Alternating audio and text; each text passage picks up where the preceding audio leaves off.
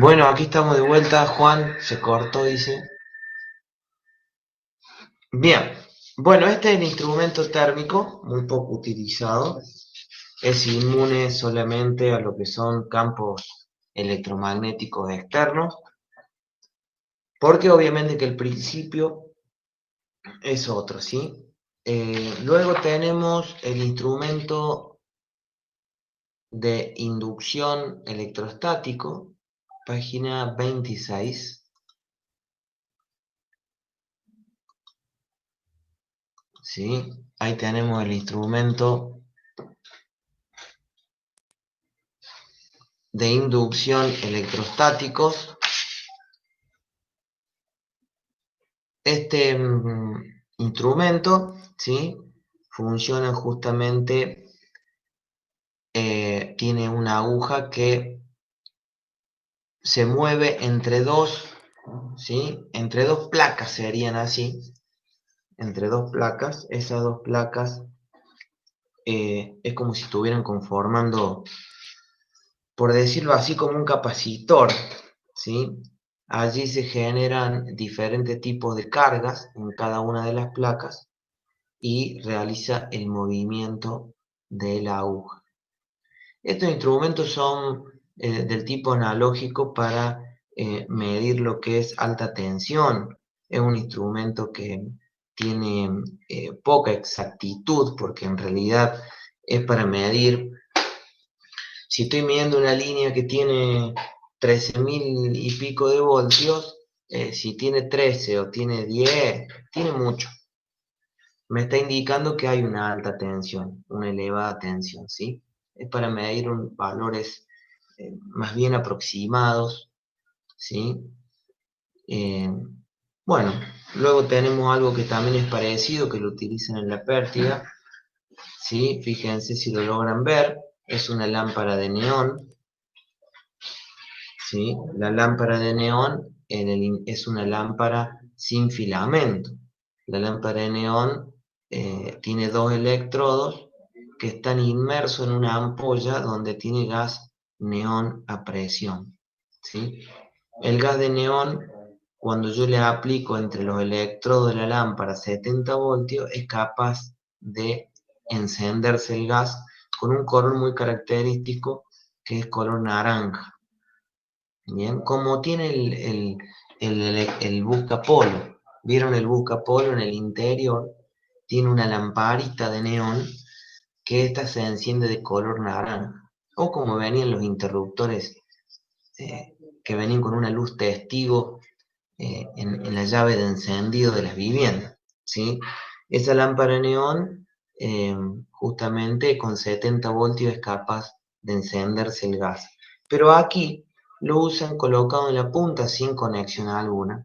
¿Y qué sucede? Que el campo magnético y estático es tan grande en un cable de alta tensión que es capaz de inducirse y de generar la conducción interna del gas de la lámpara de neón. Bien, ese es el caso de la pértiga. Bueno, esos son los 5 instrumentos, ¿sí? del tipo analógico, ¿sí? Del tipo analógico que hemos visto.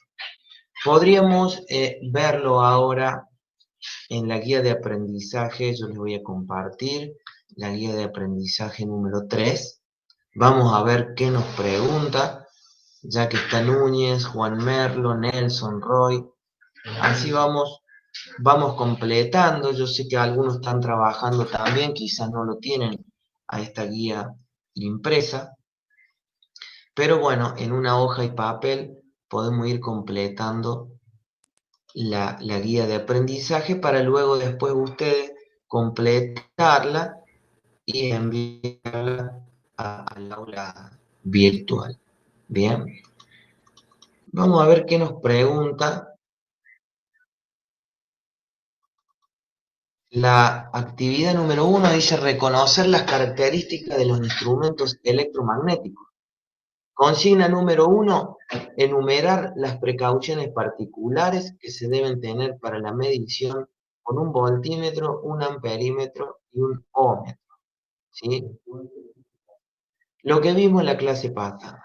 La clase pasada vimos cuáles eran las particularidades y las precauciones que habían que tener con los diferentes tipos de estos instrumentos. Bueno, en el caso puede ser un multímetro que tiene multimedidas de esta magnitud, así que todo en uno. Bien, pero ¿cuáles eran las precauciones que teníamos que tener en un voltímetro? ¿Se acuerdan? Juan Merlo, Nelson.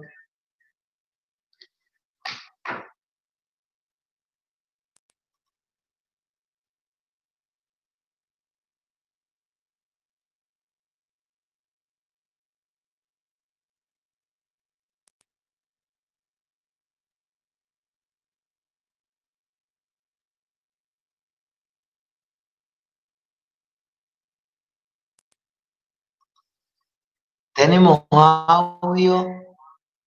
Juan Merlo dice se cortó, pero es anterior. Ah, bien. Bueno, dice que un voltímetro siempre en paralelo. ¿Estamos de acuerdo, Núñez, Nelson, Roy? ¿Estamos de acuerdo con lo que dice Juan, que un voltímetro hay que colocarlo siempre en paralelo?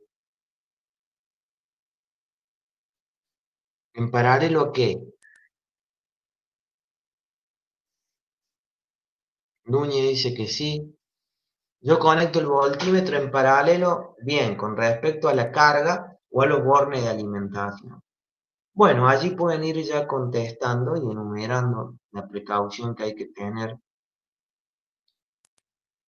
Entonces, si lo tengo que conectar en paralelo, el voltímetro no lo puedo conectar en serie. ¿Lo puedo conectar en serie al voltímetro? ¿Qué sucede si conecto un voltímetro en serie?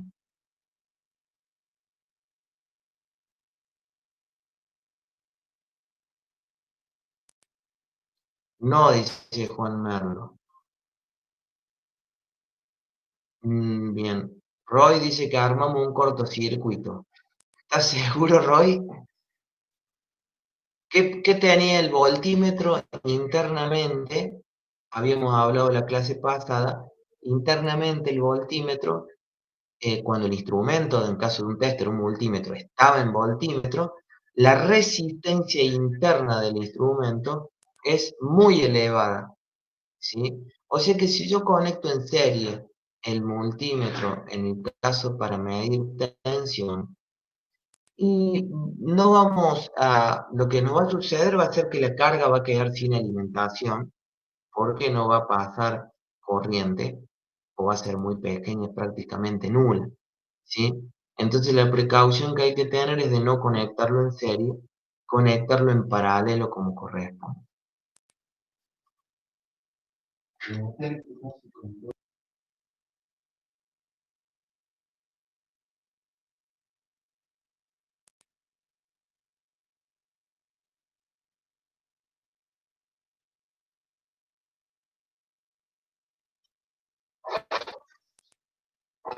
La resistencia es muy alta, dice Juan. Edgar dice, ¿generas temperatura? En el instrumento la resistencia es demasiado elevada. No puede generar temperatura, alguna temperatura quizá interna en el instrumento. El tema es que va a ser una medición muy errática porque no estamos dejando pasar corriente hacia la carga. Recuerden que en un circuito, recuerdan, no, ustedes no lo han visto, creo, que sucede en un circuito cuando dos resistencias están en paralelo o cuando dos resistencias están en serie, ¿sí? Cuando dos resistencias están en paralelo, la tensión, en paralelo digo, están conectadas, por ahí lo digo por si alguno no sabe bien lo que es paralelo serie, ¿sí? Paralelo serie que yo conecto las mismas puntas, los mismos bornes en paralelo con el otro elemento, ¿sí? O sea, conectar dos cables, por ejemplo, dos lámparas. Si tengo dos lámparas y cada lámpara, cada portalámpara tiene un cable celeste y marrón, ¿sí? Y yo la quiero conectar en paralelo, pues bien, uno cable celeste con celeste, marrón con marrón, y están las cargas conectadas en paralelo. ¿Bien?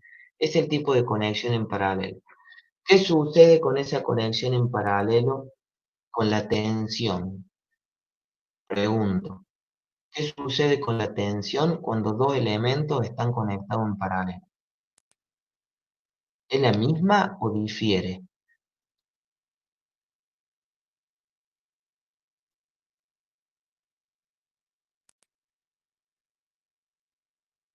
Es igual, dice Juan Merlo. Nelson,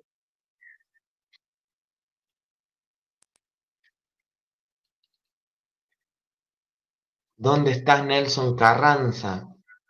Bueno, pasa eso, la tensión es igual. ¿Y qué sucede? Las corrientes, ahora tenemos dos corrientes. Una corriente que va por una lámpara y una corriente que va por otra lámpara. ¿Bien? Entonces, la sumatoria de la corriente que circula por la lámpara 1 más la corriente que circula por la lámpara 2 va a ser la corriente total que consumen esas dos lámparas. Bien, pero ahora cuando conectamos en serie dos lámparas, o sea que un extremo de una lámpara lo conecto a la alimentación, el otro extremo de esa misma, sí, ley de Kirchhoff, Edgar. El otro cable de la otra lámpara lo conecto con la otra lámpara, no directamente la alimentación, y quedan conectadas en serie. ¿Qué sucede con la tensión?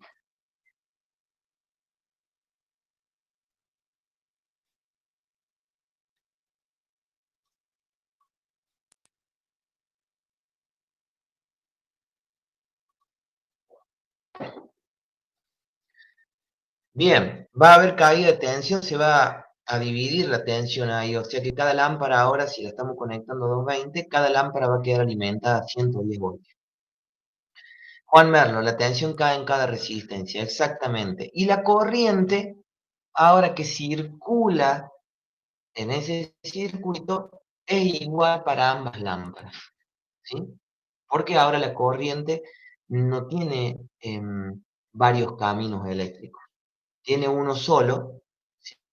Que es salir del conductor de alimentación, pasar por una lámpara, después pasar por la otra y volver a la fuente, ¿sí? Entonces la corriente es igual, ¿bien? Ahora, cuando yo a una resistencia le tengo una resistencia de muy alto valor, ¿sí? Comparándola con una prácticamente casi de nula resistencia, prácticamente casi cero. Ahora, yo tengo una resistencia de un valor muy elevado. ¿Qué sucede con la corriente? Cuando la corriente tiene que atravesar esa resistencia.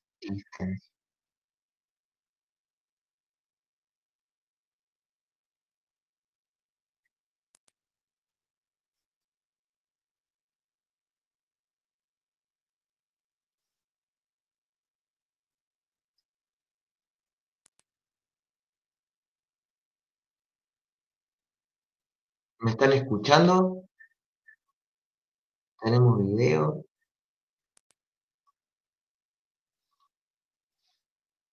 Bien. Bueno, ¿qué sucede entonces cuando tenemos una resistencia de un altísimo valor?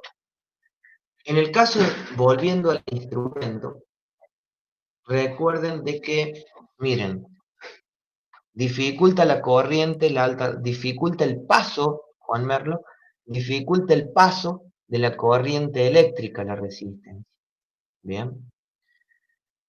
Por ende, si dificulta el paso de la corriente eléctrica, ¿cómo va a ser la caída de tensión en esa resistencia?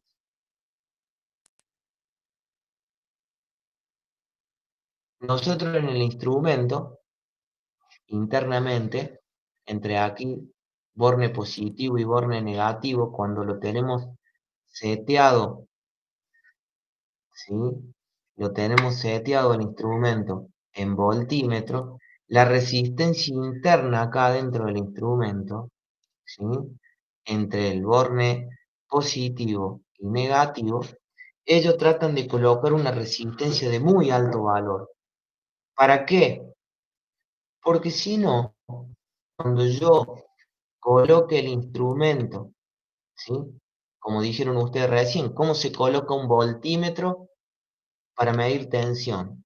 Pues bien, sobre los bornes de alimentación de la carga o sobre los bornes de alimentación de la fuente. Digo, un toma corriente de la casa de 2, 3 patas planas, si yo conecto el tester de voltímetro y quiero ver si allí hay 220 voltios, pues bien, me fijo la escala del tester, cuál es la más apta para poder medir 220 voltios o una tensión superior en el multímetro, y de allí coloco las puntas en paralelo con ese toma corriente. Bien, ¿qué sucedería? ¿Sí? Le van a venir 220 voltios aquí al instrumento, acá en los bornes. ¿Qué sucedería si acá el instrumento internamente tendría una baja resistencia?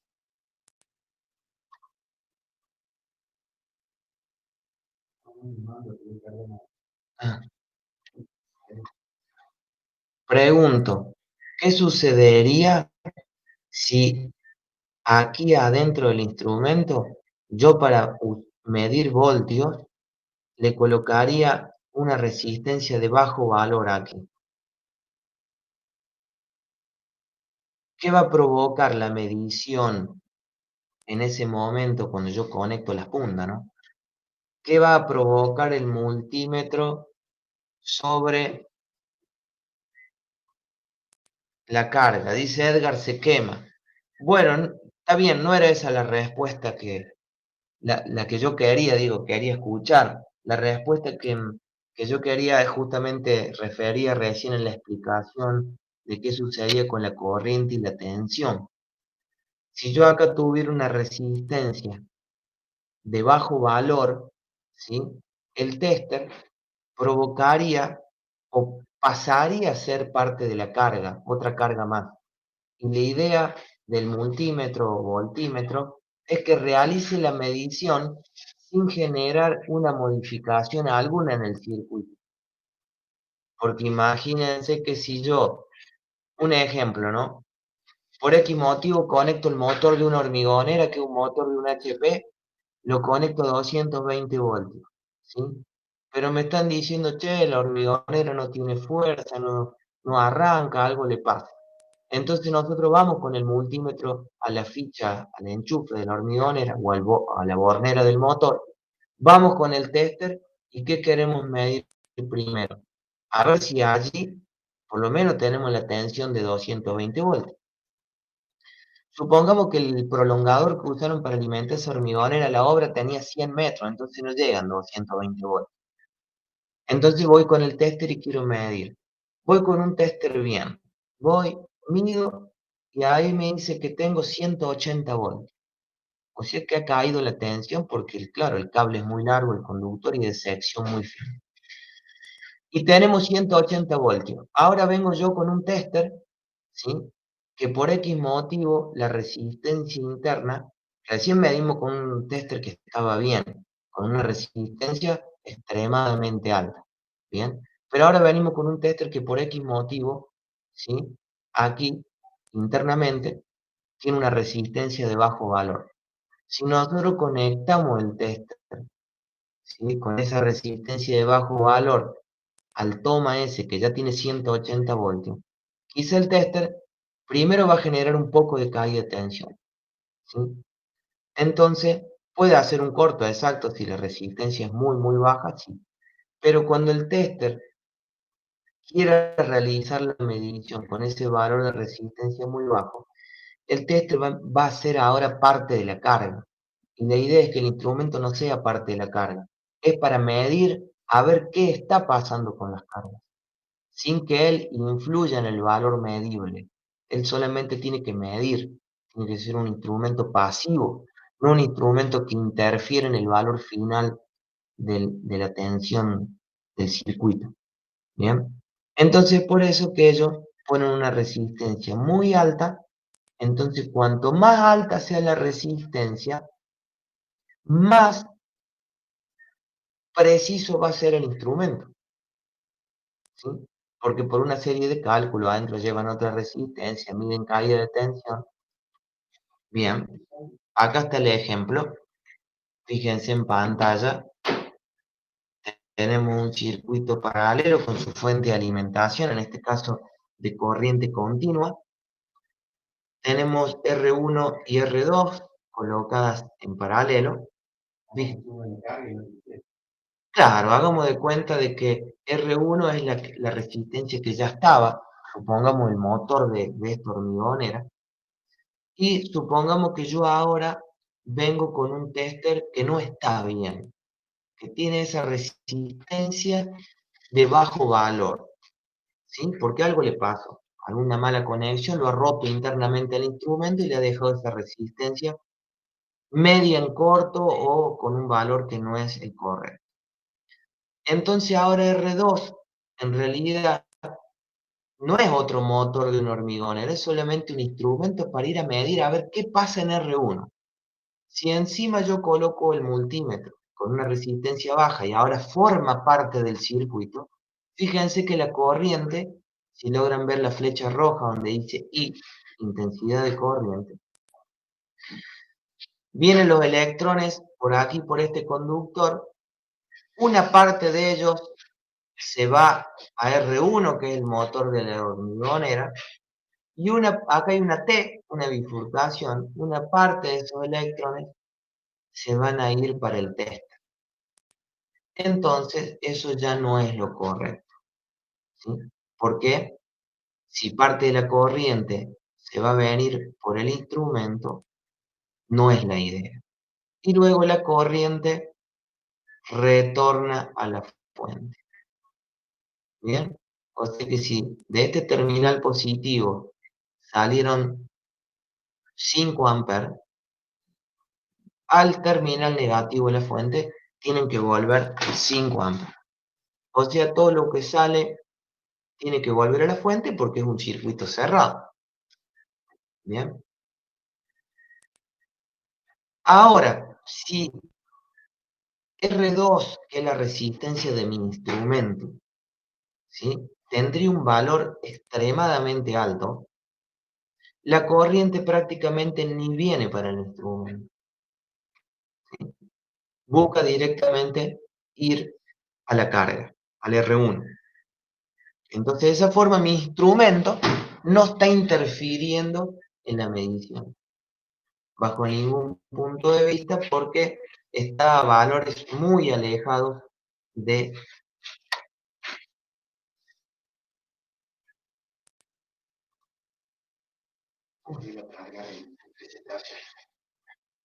Ah,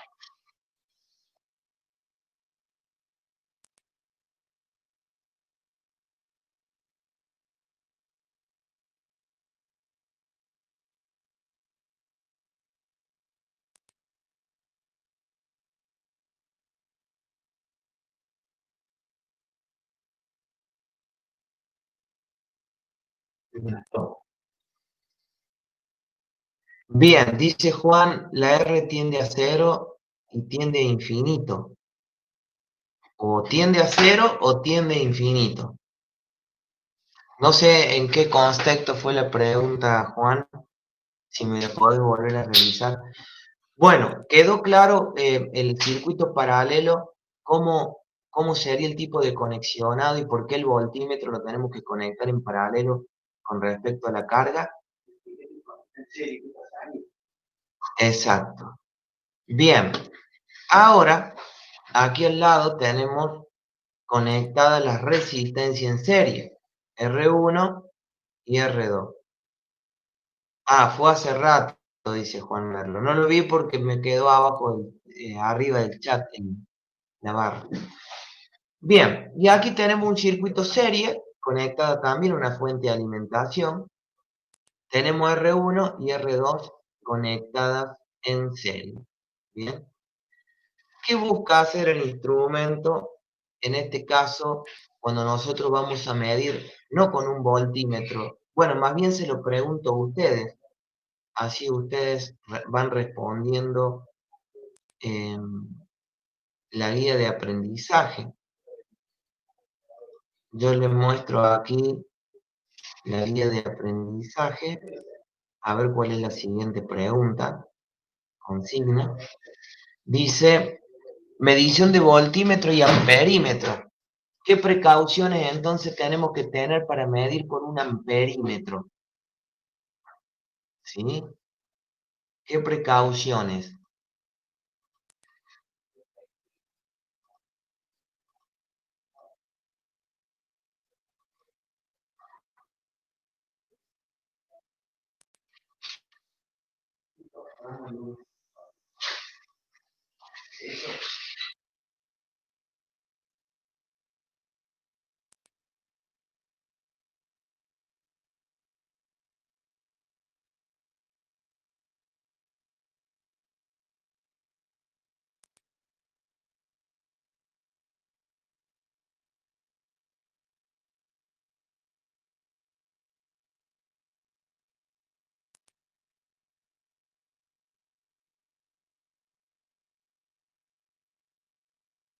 Ahí estamos. Se me había perdido el archivo de la presentación de justamente acá circuito serio paralelo, que es la ley de Kirchhoff. ¿Sí? Juan Merlo dice medir en serie con la carga. Exacto, el amperímetro se mide en serie con la carga porque hago circular la corriente por el interior del instrumento, tratando de buscar justamente que toda la corriente que viene por el conductor antes de llegar a la carga, ¿sí? Pase por el instrumento, ¿sí? Pase por el instrumento toda la corriente que va dirigida a la carga. Entonces, ¿qué sucede con el instrumento internamente? Internamente el instrumento tiene una resistencia muy, muy baja, prácticamente cero, ¿sí? Esta resistencia, digo prácticamente cero, en realidad es un valor conocido, porque hay que hacer justamente un cálculo, lo hace el instrumento en función, sea digital o analógico, en función al valor de esa resistencia tan baja, ¿sí? Quizá puede ser de 1 ohm, entonces en realidad lo que el tester hace es medir la tensión que cae allí. Entonces, si es la resistencia es de 1 ohm, ¿sí? Toda la tensión que pase por esa resistencia, la caída de tensión que tenga esa resistencia, va a ser el mismo valor de la fuente, la tensión de la fuente aplicada. Esa es la idea. ¿Y para qué tiene que ser un bajo valor? Porque si lo comparamos recién con la explicación que dimos del voltímetro, que la resistencia tiene que ser muy alta, muy elevada, para que no perjudique ni al instrumento ni a la medición, que no forme parte de la carga, ¿sí? Para que la carga lo vea en forma invisible de que alguien fue y conectó un multímetro. Aparte por una cuestión de seguridad también. En el caso del amperímetro pasa exactamente lo mismo. Cuanto más baja es la resistencia del instrumento amperímetro, ¿sí? Menos oposición al paso de la corriente va a haber. Entonces también es menos riesgoso para el instrumento, porque el instrumento está dejando pasar todo lo que entra por uno de sus bornes, lo está dejando pasar al otro borne, para que vaya directamente hacia la carga, ¿sí? Esa resistencia o shunt, que se llama, que es un alambre resistivo de una corta longitud, pero que tiene un valor conocido de resistencia en ohms, y puede ser de 1 ohm, puede ser de 0,1 ohm, ¿sí? Y entonces de esa forma, si ustedes hacen ley de ohm, se van a dar cuenta qué corriente tenemos porque estamos dividiendo. Supongamos que tengo una resistencia de 1 ohm, ¿sí? Tengo una resistencia puesta de shunt en el tester, aquí, aquí interna, una resistencia de 1 ohm, ¿sí? Si yo estoy midiendo 220 voltios, si estoy midiendo 220 voltios de caída de tensión, un poco mucho, ¿no? Pero solamente a modo de ejemplo. Si yo estoy midiendo 220 voltios de caída de tensión sobre la resistencia, el tester va a poder mostrármelo en el instrumento, qué tensión, qué corriente está pasando solamente con ese pequeño cálculo, una medición del tipo indirecta. ¿Se acuerdan la ley de Ohm? ¿La vieron? Aquí sí.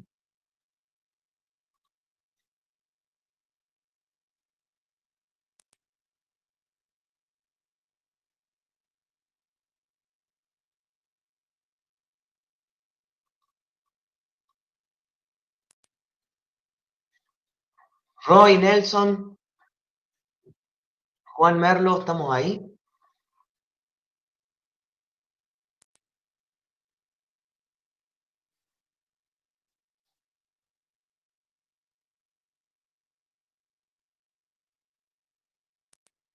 Bien. Bueno, ¿se entendió un poco esto, lo que sucede? Fíjense que por eso les di el ejemplo del circuito serie, que a diferencia del circuito paralelo, acá en el circuito paralelo, mientras uno va anexando cargas paralelas, R1, R2, R3, R4 y así la cantidad de cargas que tengo, la corriente va buscando distintos caminos, ¿sí?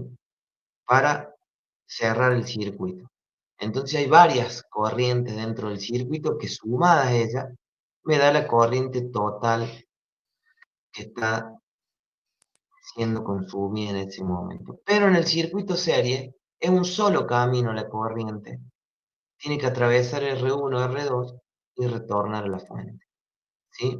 Pero el camino eléctrico es uno solo. Entonces en un circuito serie la corriente siempre es la misma. ¿Bien? Bueno, volvamos a la guía de aprendizaje.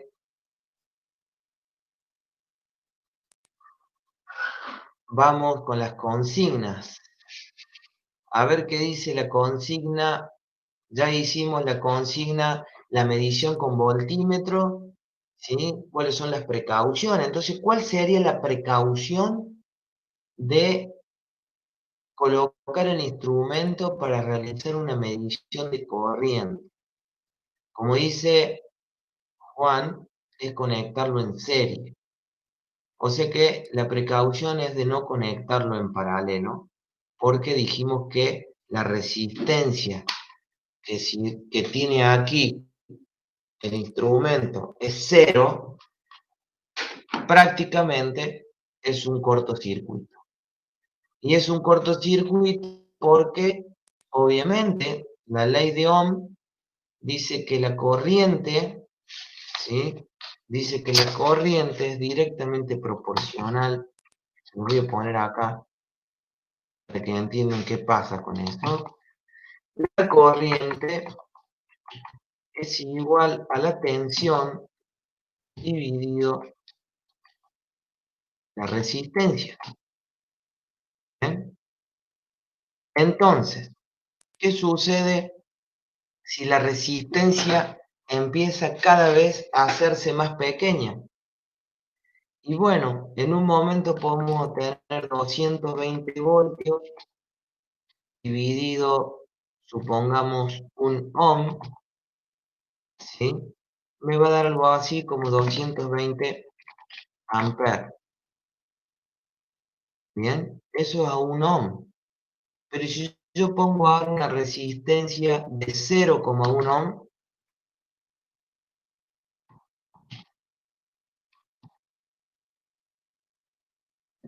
¿sí?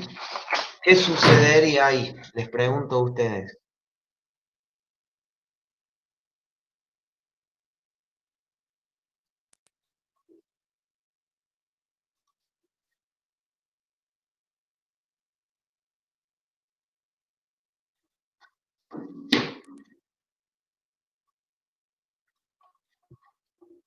Roy, ¿qué pasaría si empezamos a disminuir ese valor de resistencia? Recién hice un ejemplo de 220 voltios y aplicar una resistencia de 1 ohm. Y fíjense que es una corriente de 220 amperes, o sea, no es poca cosa. Es algo muy grande en corriente ese valor cuando sabemos que en un domicilio la corriente máxima que puede haber son 25 amperes y sobra para hacer más que algún fuego. Así que imagínense 220 amperes lo que es. Bien, ahora, muy bien Juan, exactamente Juan Merlo.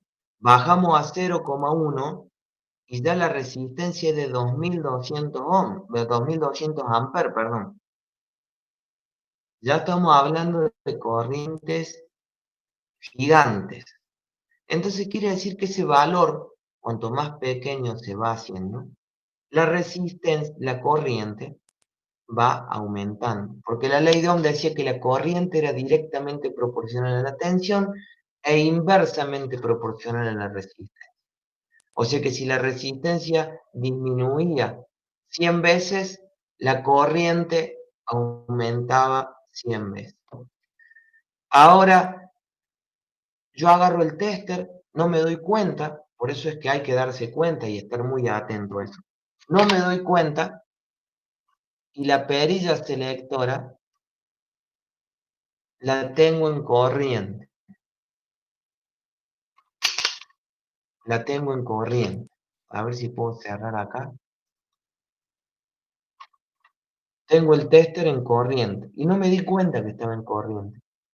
Entonces voy sin darme cuenta, tengo las puntas conectadas y voy quiero medir tensión.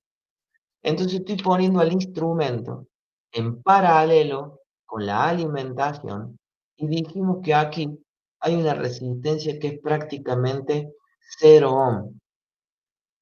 Entonces sucede que estamos haciendo un altísimo cortocircuito, porque como dice Juan Merlo, cuando la resistencia tiende a cero, la intensidad de corriente tiende a infinito. Muy bien, Juan, exactamente. Tiende a infinito. Entonces prácticamente es un cortocircuito. Obviamente que hay instrumentos que tienen, como les expliqué, un fusible en la parte de atrás, donde uno puede desarmar la tapa y tiene una resistencia de protección que si eso llegase a suceder, salta antes ese fusible. Por una seguridad del instrumento y una seguridad del operario, porque el operario, si ese fusible no estaría y la corriente tiende a infinito, los cables del tester se nos derretirían en las manos y no solamente provocándonos algún tipo de quemadura, sino provocándonos también algún tipo de electrocutamiento, ¿sí? Por eso es importante siempre ver el multímetro, cómo está seteado, para de esa forma no cometer el error. ¿Bien? Bueno, ¿y cuál sería dentro de la consigna número 1? El ómetro. ¿Cuál es la precaución que hay que tener con el ómetro a la hora de conectarse a un circuito?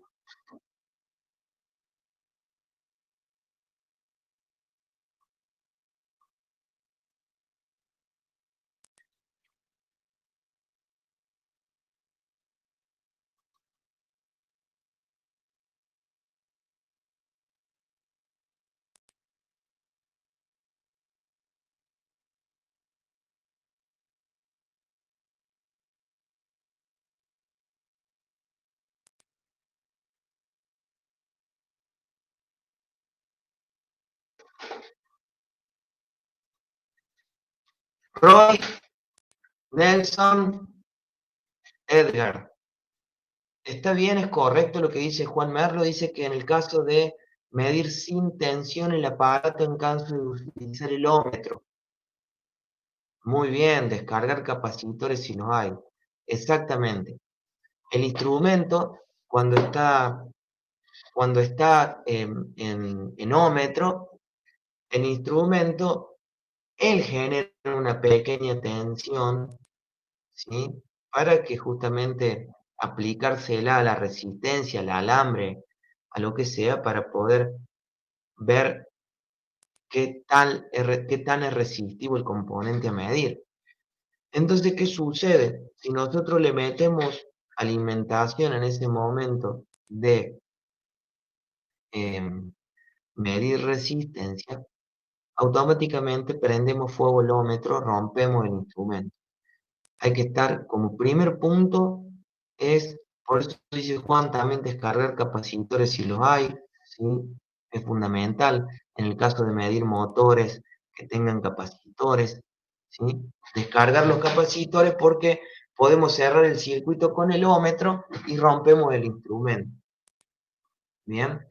Roy dice verificar el cero, exactamente, muy importante.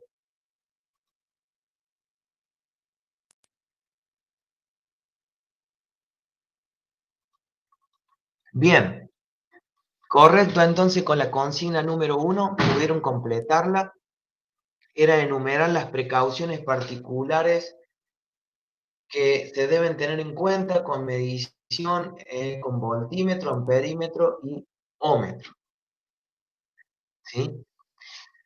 Yendo a la consigna número 2, hay que realizar una tabla comparativa. No sé si está la tablita aquí, a ver.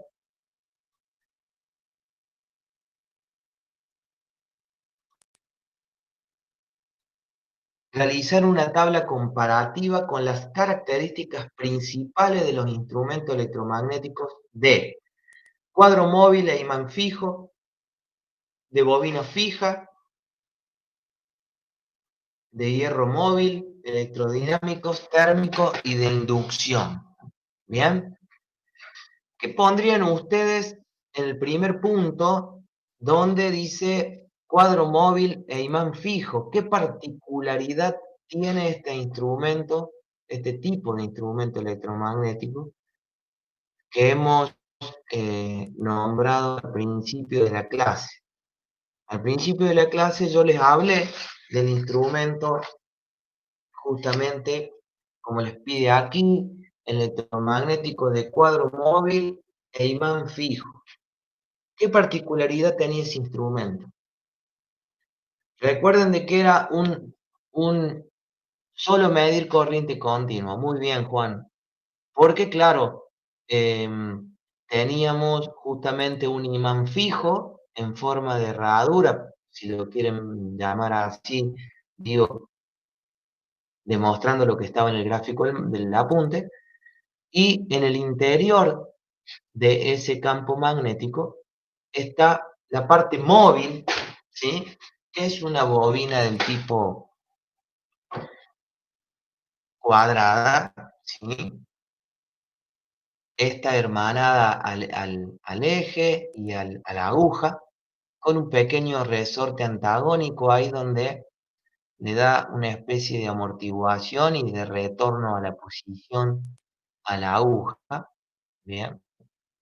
Pero claro, el, el, el campo magnético es fijo, el norte y el sur, y por ende, si yo a este instrumento le ingresaría una tensión del tipo corriente alterna, la bobina móvil es la que estaría cambiando todo el tiempo el sentido de la corriente, por ende la polaridad de ella misma, y la aguja quedaría oscilando. Entonces este instrumento son muy buenos para medir corriente continua, si bien para corriente alterna tiene procesa la señal antes de que entre al cuadro móvil con un puente de diodos rectificadores para que la corriente ahora tome un solo sentido y ese solo sentido me deje la aguja estable y vaya realizando la medición.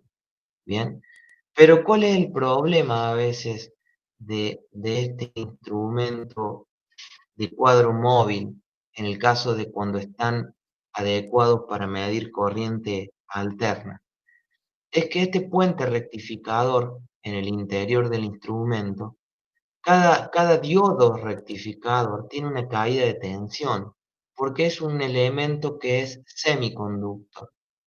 O sea, un conductor permite el paso de la corriente, la resistencia se opone al paso de la corriente y este es un semiconductor, ¿sí?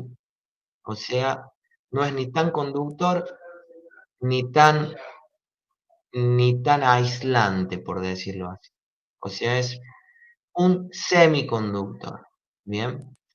Como dice Juan Merlo, varía la tensión porque, claro, esas pequeñas tensiones en la parte de rectificación se van cayendo y entonces quizá no llega a la precisión. ¿Qué se hace para engañar a esto? Le ponen otra escala en donde esa escala ya está compensada, ¿sí? La diferencia del movimiento, que es la diferencia de tensión prácticamente, de la caída de tensión de esos diodos, que son 0,7 voltios por diodo. Entonces, como saben, hacer un rectificador de onda completa, eh, estamos cayendo en 1,4 voltios para un semiciclo. eh,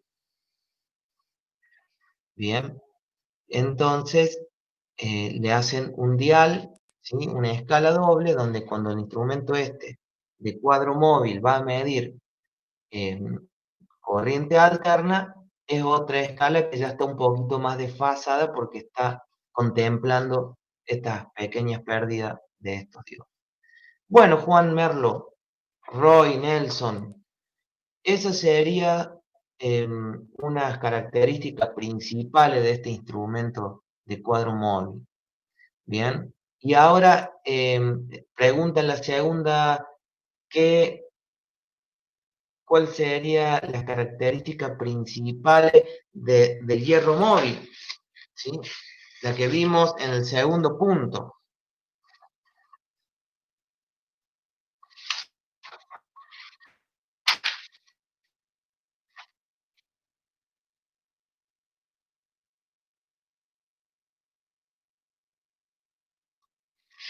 Muy bien, Juan.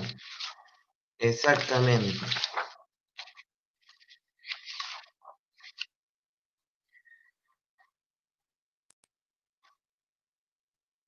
Sí, corriente continua y corriente alterna, ¿sí? Porque de la forma en que yo los conecte, siempre va a coincidir que las paletas móviles y las paletas fijas tengan la misma polaridad magnética. Entonces, ya sea si pongo una corriente gira en un solo sentido, se van a realizar ambas paletas siempre de igual signo, entonces va a haber repulsión y el movimiento de la aguja va a ir en un solo sentido. Y en el caso de que sea corriente alterna, las dos van a variar al mismo tiempo y por ende también van a coincidir en su polaridad magnética y también va a haber la misma repulsión en un mismo sentido. Bien. Luego tenemos los electrodinámicos, ¿sí? Tenemos los electrodinámicos, tenemos el símbolo de el de hierro móvil, ¿sí? Es el que le había mostrado yo. Ah, lo deben estar viendo muy pequeño. Esperen. Ahí. Fíjense aquí, ¿sí? Ahí tenemos el símbolo de que el instrumento es de hierro móvil, ¿sí? Que sería el caso de este amperímetro. Fíjense este amperímetro.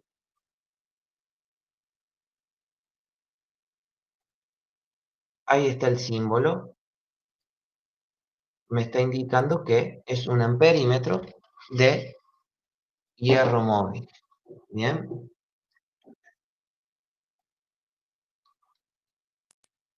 Luego tenemos electrodinámicos que, necesitan estar verticales, exactamente. Necesitan estar en posición vertical. A ver, yo les voy a mostrar aquí. Bueno, ya lo vamos a ver a lo que es la parte de la simbología. está en la página número 34, ¿sí? Para el símbolo que me determina la posición del instrumento en la que va colocado, ¿sí? Bien, luego tenemos los electrodinámicos, que es el que expliqué hace un ratito, ¿sí? Que eran dos bobinas fijas y una bobina móvil, ¿bien? En donde en las bobinas fijas, por ejemplo, yo les di el ejemplo porque me di el ejemplo de un batímetro, donde justamente era más fácil explicarlo con ese instrumento porque tenemos las dos magnitudes que intervienen, que es corriente, ¿sí? Y tensión, porque la fórmula de potencia es igual a tensión por intensidad. ¿Bien? B por I. Uno es producto de la otra, así que, ¿qué sucedía en este caso? El instrumento electrodinámico, al ser dos bobinas, recuerden que en el otro teníamos bobinas fijas, perdón, de imán permanente, o sea que la polaridad estaba fija en sus extremos. En este caso, el instrumento electrodinámico puede estar cambiando, ¿sí? La polaridad de las bobinas laterales, ¿sí? De las bobinas fijas, y también puede estar cambiando la de la bobina móvil. Pero la diferencia, ¿sí? De campo magnético que hay entre la móvil y las fijas realiza este movimiento de la aguja, ¿sí? Entonces fíjense aquí, si logran ver que lo tienen en el apunte, yo tengo aquí, ¿sí? Tengo las bobinas estáticas. Perdón, voy a sacar esto así lo pueden ver en grande, ¿sí? Tenemos las bobinas estáticas y la bobina móvil, ¿sí? Bien, ¿qué sucede? Estas bobinas fijas, en el caso de un batímetro, yo las alimento a 220 voltios, o 380, depende de qué tipo de batímetro sea, ¿no? Lo alimento a 220 voltios porque sé que es el valor fijo, el valor que no va a cambiar, es mi valor de referencia. Sé que todo lo multiplicado a ese valor es mayor o menor potencia. Entonces, establezco como un valor de referencia, por decirlo así, en estas bobinas fijas, el valor 220, y entonces el campo magnético va a ser siempre el mismo, porque no está variando. Está bien, está variando en alternancia, porque en este caso sería de corriente alterna.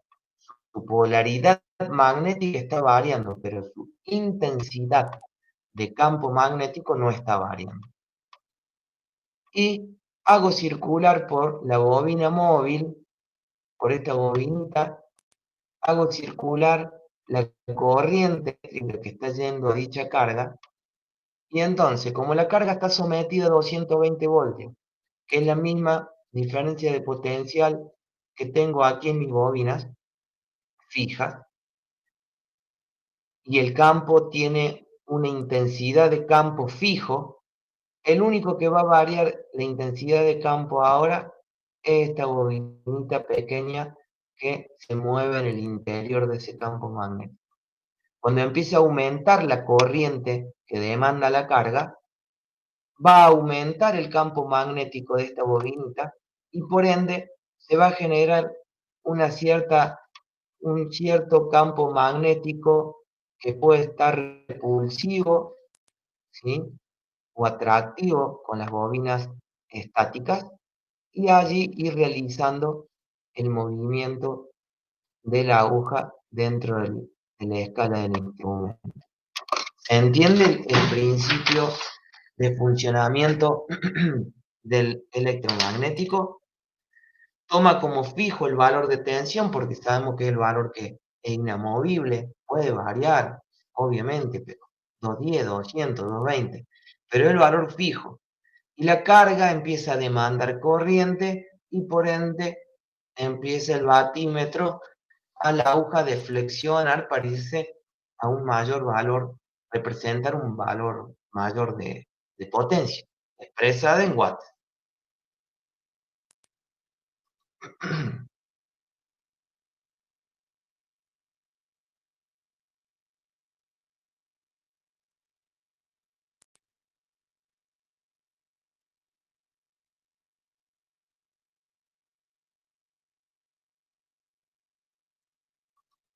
Roy Nelson, Juan Merlo Núñez, ¿cómo estamos? ¿Se entendió el concepto bien? Ese es el concepto dentro de lo que es potencia, ¿no?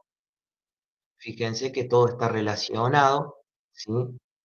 Em, el- la creación de tipo de instrumento fue de esa forma por saber de que iba a haber un valor que se iba a mantener constante. Y en ese caso el valor constante era la bobina que estaba alimentada a 220 voltios.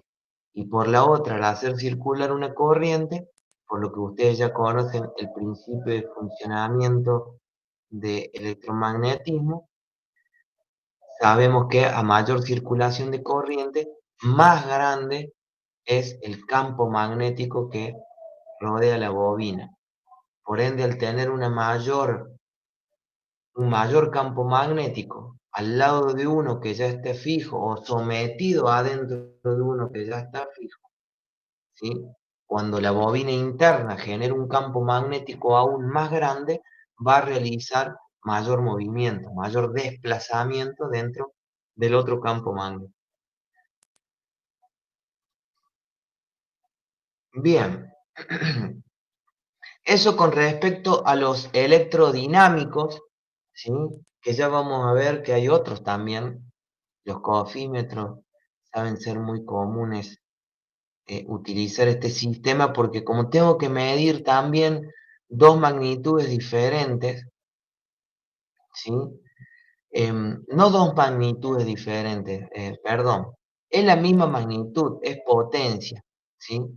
Nada más que en la clase pasada yo les expliqué eh, lo que era el triángulo de potencia, no me acuerdo si vimos donde teníamos las potencias aparente, potencia activa y potencia reactiva. Entonces, claro, un cofímetro, el cofímetro, el coseno de phi, el instrumento que mide ese coseno de phi, que es el coseno del ángulo del triángulo, tiene que tener la capacidad de poder medir la relación que hay entre la potencia aparente, que es la potencia que tengo disponible por la distribuidora, por un transformador, por la fuente de alimentación. Esa potencia aparente siempre es la hipotenusa del triángulo porque nunca la potencia útil o activa puede ser más grande que esa. Nunca puedo, nunca puedo no demostrar, sino representar una potencia útil, eficaz, más grande de la que me están entregando. A lo sumo puedo transformar la energía que me están dando, transformarla toda en potencia útil, ¿sí? Pero nunca la potencia útil va a poder ser más grande de la potencia que ellos me están entregando. Cuando digo ellos, digo la fuente, el generador de tensión. Fíjense, un equipito de esto, el grupo electrógeno. Vieron que la potencia en que se mide, y 2 kiloamperes. ¿De cuánta potencia es? De 5 kiloamperes. Perdón, kilovolt ampere. ¿Sí? El kVA, exactamente. ¿Por qué el generador eléctrico, cuando nosotros vamos y vemos uno, las características están dadas en volt ampere? Y porque el generador genera, supongamos, 5 kilovolt. Ahora, depende de qué le conecte yo al generador, para que eso se transforme en vatios, o una parte en vatios y una parte en volt-ampere reactivo. ¿Se acuerdan que vimos eso en la clase pasada? ¿Sí? Si yo ese generador, por eso no me lo pueden vender y decirme, mire, acá le tenemos un equipo esto de grupo electrógeno que se lo vendemos en 5 kilowatts. No, es imposible porque 5 kilowatts, está bien, serían 5 kilovolt ampere si la carga que yo le conecto al generador sería una carga puramente resistiva. Pero sabemos que no hay todas cargas puramente resistivas.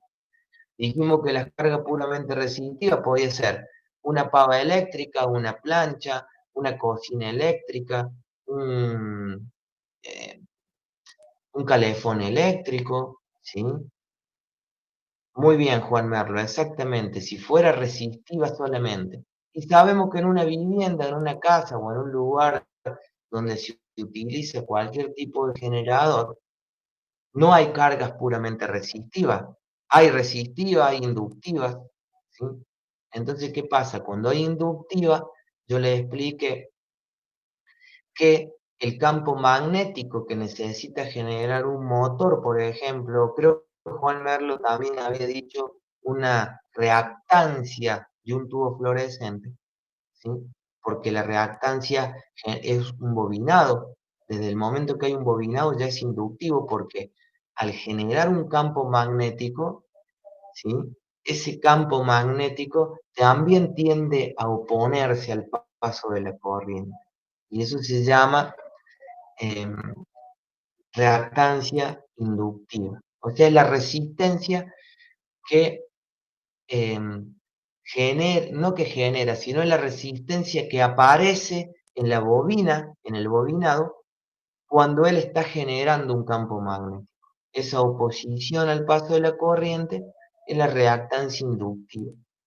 Esta reactancia inductiva, como se opone al paso de la corriente, pero no se opone a la FEM, a la tensión, la corriente queda atrás y la tensión queda adelante. Entonces la corriente se atrasa 90 grados con respecto a la tensión. Ese atraso es por eso que tengo en la potencia, en el triángulo de potencia, también tengo un atraso, que es un atraso que tengo entre la potencia que me entregó el generador y la potencia que realmente utilice. Ese desfasaje del ángulo es el coseno de phi. Por eso el coseno de phi es la relación de la potencia que me entrega el generador, por ejemplo, como dice Juan Merlo, 5 kilovolt ampere. Pero resulta que empiezo a conectar un montón de motores y toda la potencia no la estoy transformando en potencia útil, ¿sí? Una parte la estoy transformando en campos magnéticos para que el motor pueda girar y la otra parte se va en calor, porque el bobinado también calienta. Entonces tengo cierto... ¿sí? Entonces, en el caso del instrumento cofímetro, ¿sí? Tiene que tener la capacidad de medir, por un lado, la corriente, ¿sí? Que está circulando por una resistencia. Digo, hablando de los instrumentos electrodinámicos, como dijimos recién, el batímetro, donde tenemos las dos bobinas, ¿sí? Donde tenemos las dos bobinas y la bobina móvil. Bueno, en el cofímetro, las bobinas están sometidas a la tensión de alimentación 220. Y acá hay como una bobina donde un bobinado pasa por una resistencia y la otra bobina pasa por otra bobina, por una inductancia, para realizar o generar el atraso de la corriente y allí desbalancear el instrumento para que mida la relación que hay entre ambas potencias. Bien. Luego tenemos la tabla comparativa, tenemos los térmicos y los de inducción. ¿Qué pondrían allí ustedes? Entonces, los electrodinámicos, ¿cuáles son las características principales?